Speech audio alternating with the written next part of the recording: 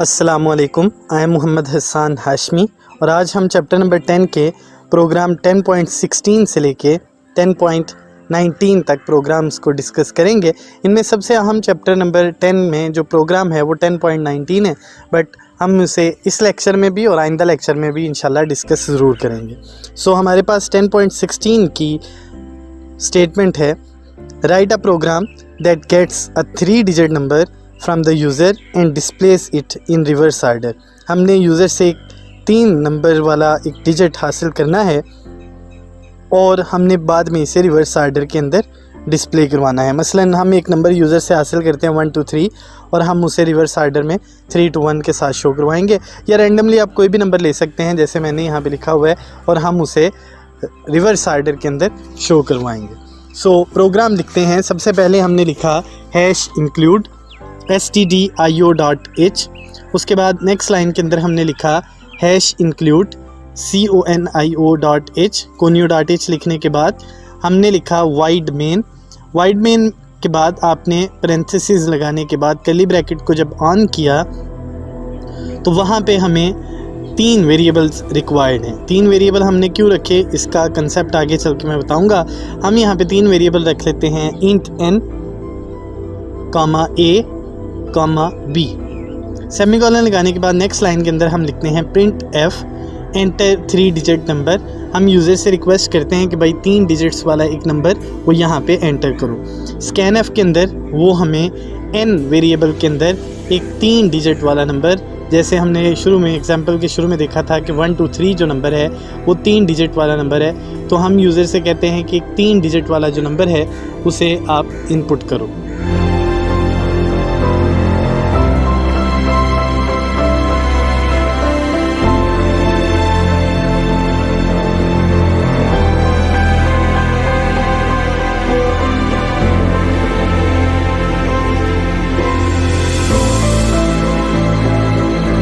अब उसके बाद हमने पहले वेरिएबल के अंदर लिखा a = n/100। हमने नंबर को जो यूज़र से हासिल किया था उसे 100 के ऊपर डिवाइड किया। फिर उसके बाद नेक्स्ट लाइन के अंदर हमने लिखा n = n% 100। बेसिकली ऊपर वाले और नीचे वाली लाइन में फ़र्क क्या है, ऊपर वाली लाइन में हम डिवीजन कर रहे हैं और डिवीजन करने के बाद जो हमारे पास आंसर है उस आंसर को हम स्क्रीन के ऊपर डिस्प्ले करवाना चाहते हैं, जबकि जो नीचे वाली लाइन हमने लिखी है n% 100, इसमें जो रिमाइंडर में वैल्यू है हम उसको कंटिन्यू करवाना चाहते हैं आगे। सो जब हम किसी भी नंबर को डिवाइड करते हैं तो हमारे पास 2 मेथड्स होते हैं, या तो हम उसे डिवीजन ऑपरेटर के ज़रिए से डिवाइड कर सकते हैं, और अगर हम उसे डिवीजन ऑपरेटर के ज़रिए से डिवाइड नहीं करते तो फिर हमारे पास सेकंड ऑप्शन होती है कि हम उसे रिमाइंडर ऑपरेटर के साथ यानी % साइन के साथ हम उसे डिवाइड कर सकते हैं और उसमें जो रिमाइंडर का रिज़ल्ट होता है हम उसे शो करवा सकते हैं। नीचे हमने लिखा दूसरे वेरिएबल के अंदर b = n/10। अब सेमीकोलन लगाने के बाद हमने लिखा n = n% 10। बेसिकली पहली लाइन के अंदर जो यहाँ पे मौजूद है हमने नंबर को डिवाइड किया और उसका जो आंसर था हमने उसको डिस्प्ले करवाया, और सेकंड जो हमने यहाँ पे लाइन लिखी हुई है उसका मतलब यहाँ पे ये है कि हम नंबर को डिवाइड फिर दोबारा करते हैं, लेकिन जो रिमाइंडर में वैल्यू पड़ी हुई है हम उसे यहाँ पे डिस्प्ले कर देंगे। अब हमने रिवर्स आर्डर के अंदर जो रिज़ल्ट्स हैं उनको डिस्प्ले करना है, तो हम लिखते हैं print f number in reverse order is %d, क्योंकि वो 3 डिजिट का नंबर है।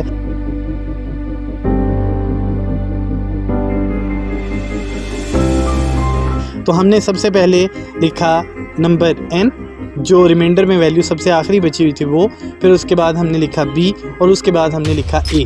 जो हमारे पास पहला वेरिएबल है, टिप के तौर पे बता रहा हूँ, जो सबसे पहले वेरिएबल के अंदर हमारे पास वैल्यू होगी उसको सबसे एंड पे डिस्प्ले करवाएंगे।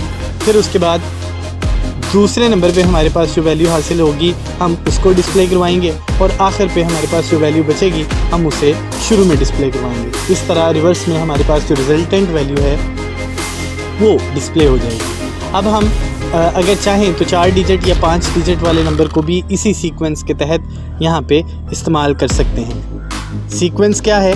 सबसे पहले जिस वेरिएबल को यूज़ किया उसको सबसे आखिर पे यूज़ करना है, और जिसको सबसे आखिर पे जो रिमाइंडर वैल्यू में बच जाता है उसको सबसे पहले लिखेंगे, तो आपके पास रिजल्टेंट वैल्यू हासिल हो जाएगी।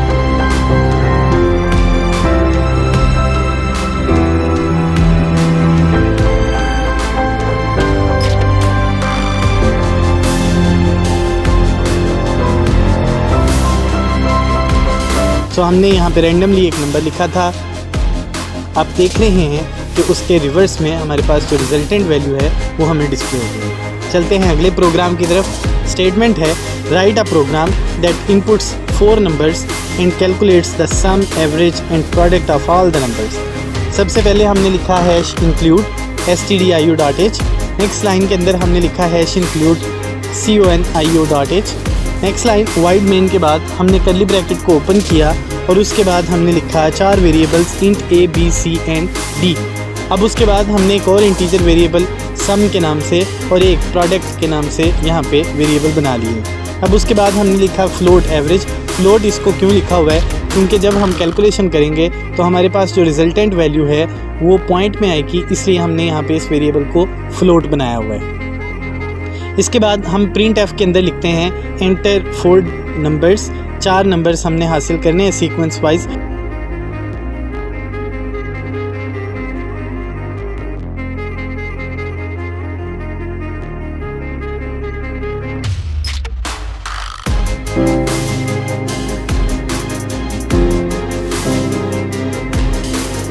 तो हम यहाँ पे लिखते हैं scan F %d and %d। उसके बाद हमने रेफरेंस ऑपरेटर के साथ पहला वेरिएबल a, फिर दूसरा variable b, third variable c और आखिरी वेरिएबल d। ये चारों वेरिएबल्स यहाँ पे हमने लिख दिए।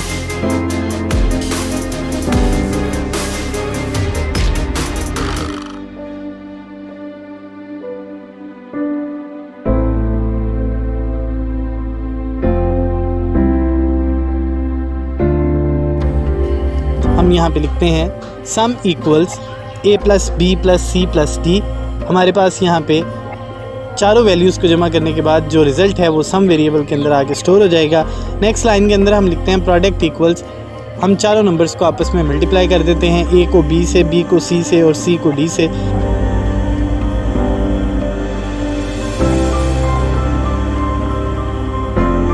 अब उसके बाद हम यहाँ पे लिखते हैं एवरेज इक्वल्स सम ओवर 4.0। हम सम को 4 पे डिवाइड करते हैं और उसके बाद अब हमने रिजल्टेंट वैल्यूज़ को डिस्प्ले करवाना है।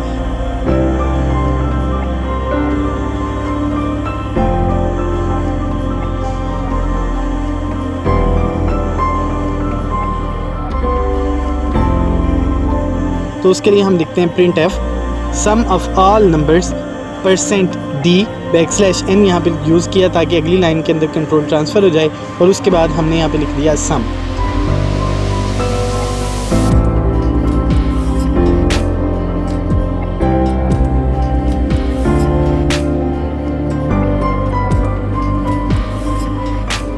नेक्स्ट लाइन के अंदर हमने लिखा प्रोडक्ट ऑफ ऑल नंबर, और उसके बाद हमने %d लिखने के बाद \n लिखा और उसके बाद हमने लिख दिया प्रोडक्ट।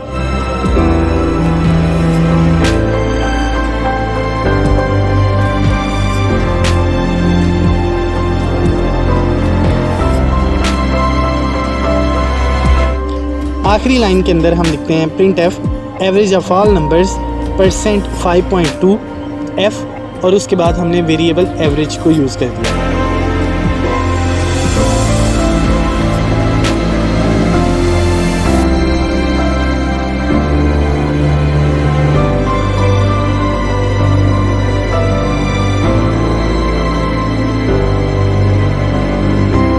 .ch अगर आप लिखना चाहें तो ठीक, वैसे अच्छी प्रैक्टिस है कि आप ज़रूर लिखें, लेकिन अगर आप नहीं भी लिखना चाहते तो इट्स फाइन। अब प्रोग्राम को रन करते हैं और रन करने के बाद देखते हैं कि हमारे पास आउटपुट क्या आती है। जब हमने प्रोग्राम को रन किया तो उसके बाद हमें लिखा हुआ स्क्रीन पे नज़र आ रहा है, लिखा है एंटर 4 नंबर्स। हमने यहाँ पे 4 नंबर एंटर करने हैं। उसके बाद हमें यहाँ पे उनका सम, प्रोडक्ट और यहाँ पे उनकी एवरेज वो डिस्प्ले होगी। अब हम चलते हैं नेक्स्ट प्रोग्राम की तरफ, वो है 10.18। स्टेटमेंट है write a program that converts a person's height from inches to centimetres using the formula 2.54 multiply by height. Basically हमने इस प्रोग्राम के अंदर यूज़र से हाइट उसकी पूछनी है इंचेस के अंदर और उसे सेंटीमीटर्स के अंदर कन्वर्ट करना है। सो प्रोग्राम लिखने की तरफ चलते हैं। हमने लिखा hash include stdio.h। Next line के अंदर हमने लिखा हैश इंक्लूड conio.h। उसके बाद नेक्स्ट लाइन के अंदर हमने लिखा वाइड मेन, कर्ली ब्रैकेट को ऑन करने के बाद हमने यहाँ पे लिखा इंट हाइट लिखने के बाद हमने नेक्स्ट लाइन के अंदर लिखा फ्लोट हाइट इन सेंटीमीटर। दोनों वेरिएबल चूँकि हाइट को बिलोंग करते हैं तो हमने एक को स्पेसिफाई करने के लिए हाइट लिख लिया और दूसरे को हमने स्पेसिफाई करने के लिए हाइट इन सेंटीमीटर के लिए हम सिंबल यूज़ कर लेते हैं। उसके बाद नेक्स्ट हमारे पास जो स्टेटमेंट है उसके अंदर लिखा है print F enter heights in inches. हम स्टेटमेंट को यहाँ पे लिख लेते हैं।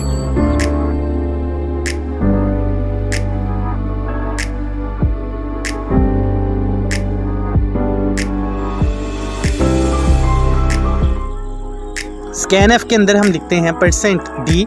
रेफरेंस ऑपरेटर के साथ हम यहाँ पे हाइट लिख लेते हैं।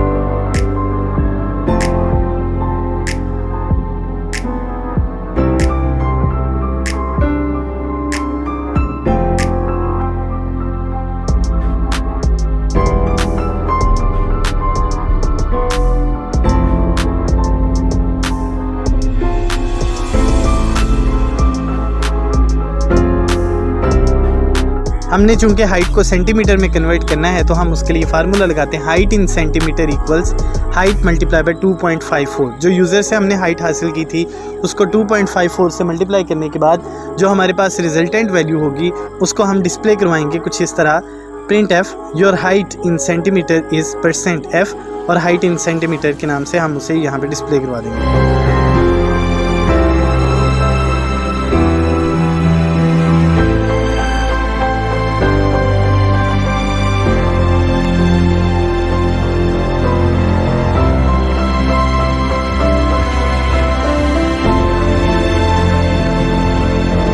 get.ch लिखने के बाद हम जब प्रोग्राम को रन करते हैं तो आप देख रहे हैं हमारे पास यूज़र जो भी हाइट हमें यहाँ पे प्रोवाइड करेगा उसको हम 2.54 से मल्टीप्लाई करने के बाद उसकी जो रिजल्टेंट वैल्यू होगी उसको हम यहाँ बआसानी डिस्प्ले कर सकते हैं।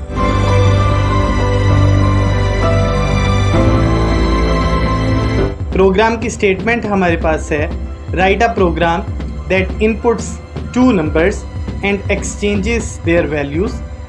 The program should displays the value of variables before and after exchange। सबसे पहले मैं आपको इस प्रोग्राम का पर्पस बता देता हूं ताकि आपको आसानी से इस प्रोग्राम की स्टेटमेंट और इस प्रोग्राम की समझ आ सके। सो हमने एक प्रोग्राम लिखना है जिसमें हमने यूज़र से 2 नंबर हासिल करने, फिर हमने जो यूज़र से 2 नंबर हासिल किए उनको एक्सचेंज करना है और एक्सचेंज करने के बाद उसका जो रिज़ल्ट है उसे स्क्रीन के ऊपर डिस्प्ले करना है। सो प्रोग्राम लिखते हैं। हमने सबसे पहले लिखा हैश इंक्लूड, फिर उसके बाद हमने लिखा stdio.h एंगल ब्रैकेट्स के अंदर, फिर हमने लिखा हैश इंक्लूड conio.h, इसको भी हमने एंगल ब्रैकेट के अंदर लिख लिया।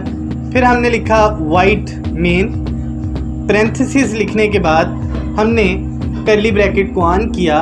अब हमने यहाँ पे लिखा इंट x, y और टेम्प। हमने यहाँ पे 3 वेरिएबल क्यों रखे हैं, इसमें सिंपल सा फिनोमिना मैं आपको बता देता हूँ। हम चाहें तो 2 वेरिएबल के ज़रिए से भी स्वैपिंग कर सकते हैं, मतलब शफलिंग कर सकते हैं, एक्सचेंज कर सकते हैं, और अगर हम चाहें तो तीसरे वेरिएबल को यूज़ करके तो हम बआसानी वेरिएबल की वैल्यूज़ को एक्सचेंज कर सकते हैं। सो हमने यहाँ पे 3 वेरिएबल रखे x, y और टेम्प। हमने सबसे पहले लिखा एंटर 2 numbers,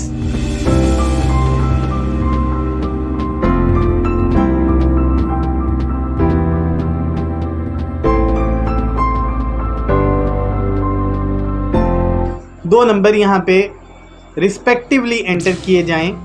स्कैनएफ के अंदर हमने लिखा %d %d। रेफरेंस ऑपरेटर के साथ पहला वेरिएबल हमारे पास जिसमें हमने यूज़र से वैल्यू हासिल करनी है वो है x, और रेफरेंस ऑपरेटर के साथ दूसरा वेरिएबल जिसमें हमने वैल्यू हासिल करनी है वो है y। अब सेमीकोलन लगाने के बाद हम पहले इन वैल्यूज़ को शो कर देते हैं ताकि हमें पता चल सके जब प्रोग्राम रिज़ल्ट अपना शो करे तो हमें पता चल सके कि ओरिजिनल हमारे पास जो वैल्यूज़ थी वो क्या थी।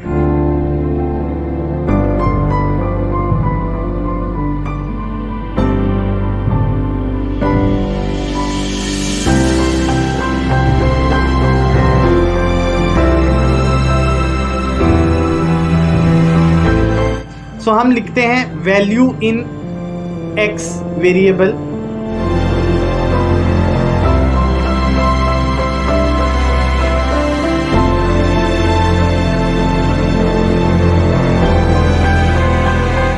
%d \n यहाँ पे हम इसलिए इस्तेमाल कर रहे हैं ताकि अगली लाइन के लिए हम y की वैल्यू को डिस्प्ले कर सकें। सो हमने x वेरिएबल लिखने के बाद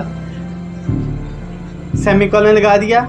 अब उसके बाद नेक्स्ट लाइन में हमने लिखा printf value in y %d \n, और हमने यहाँ पे वेरिएबल y लिख दिया और एंड पे सेमीकोलन यूज़ कर दिया। अब यहाँ पे हम वेरिएबल की वैल्यूज़ को एक्सचेंज करेंगे।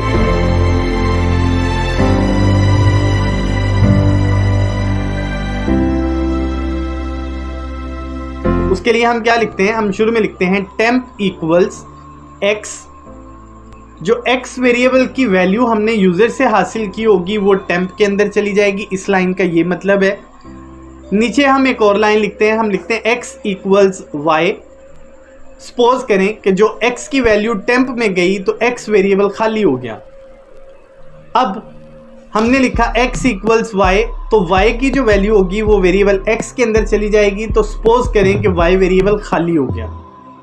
अब हमने लिखा y इक्वल्स टेम्प। टेम्प में जो वैल्यू पड़ी हुई थी उसको हमने निकाला और उसको स्टोर कर दिया y के अंदर। अब टेम्प वेरिएबल खाली है, शुरू में भी वो खाली था, आखिर पे आके भी वो खाली हो गया।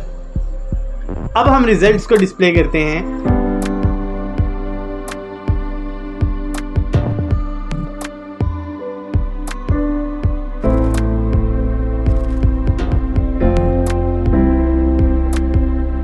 printf value in x after exchange %d \n, और एंड पे हम लिख देते हैं x।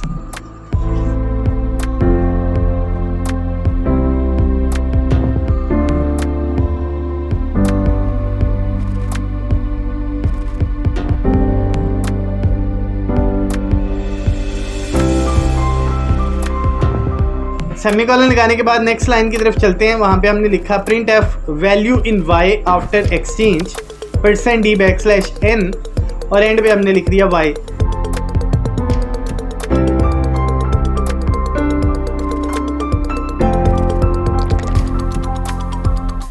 सेमीकोलन लगाया, get ch लिखा। इसमें एक चीज़ मैं यहाँ पे ये बता देता हूँ, अभी थोड़ी देर पहले मैंने बात की थी कि वेरिएबल खाली होते हैं। एक्चुअली वेरिएबल खाली नहीं होते, ये सिर्फ मैंने समझाने के लिए आपको बात की थी ताकि आपको आसानी से समझ आ जाए। आप इसको इस तरह भी समझ सकते हैं, हमारे पास टोटल 3 चेयर्स हैं। पहली जो चेयर है उसको हमने फिल किया, उसका नाम है x। दूसरी चेयर है उसको हमने फिल किया, उसका नाम है y। थर्ड जो चेयर है उसको हम टेम्प कह लेते हैं। सबसे पहले हमने क्या किया था, हमने x जो पहली चेयर थी वहाँ से किसी को उठाया और उसको थर्ड चेयर जो टेम्प है उसमें जाके स्टोर कर दिया। अब पहले वाली जो चेयर x है वो खाली हो गई। अब उसके बाद हमने क्या किया, जो दूसरी चेयर थी उसमें से किसी को उठा के पहली चेयर पे मुंतकिल किया, तो इसका मतलब है दूसरी चेयर खाली हो गई। अब पहली और तीसरी चेयर वो फिल्ड है। अब हमने क्या किया, थर्ड चेयर से किसी को उठा के जो वहाँ पे बैठा हुआ था उसको सेकंड चेयर पे शिफ्ट किया, तो थर्ड जो चेयर है वो खाली हो गई। इस तरह हम इसको स्वैप कर सकते हैं, इस तरह हम एक्सचेंज कर सकते हैं वैल्यूज़ को। अब इस प्रोग्राम को रन करते हैं, तो जब हमने रन किया तो प्रोग्राम की इनपुट में हमने लिखा 10 पहली वैल्यू, 20 सेकंड वैल्यू। अब आपको यहाँ पे स्क्रीन पे नज़र आ रहा है, लिखा हुआ है वैल्यू इन x वो 10 है, वैल्यू इन y वो 20 है। अब उसके बाद हमारे पास मैसेज आया value in x after exchange, जैसे मैंने स्वैपिंग की बात की थी, तो अब हमारे पास जो x की वैल्यू है वो 20 हो चुकी और जो y की वैल्यू है वो 10 हो चुकी आफ्टर स्वैपिंग। उम्मीद है कि आज का लेक्चर आपको समझ आया होगा। 10.19 को हम इंशाल्लाह अगले लेक्चर में दोबारा फिर डिस्कस करेंगे, क्योंकि ये मोस्ट इम्पॉर्टेंट प्रोग्राम है। तो कोशिश करिएगा 10.16 से लेके 10.19 तक प्रोग्राम्स को अपने तौर पे करें और इनके स्नैपशॉट लेके आप मुझे ज़रूर सेंड करिएगा ताकि हम इसके ऊपर मज़ीद डिस्कशन कर सकें। मुलाकात होगी इंशाल्लाह अगले लेक्चर के साथ। अपना बहुत ख्याल रखिएगा। अल्लाह निगहबान।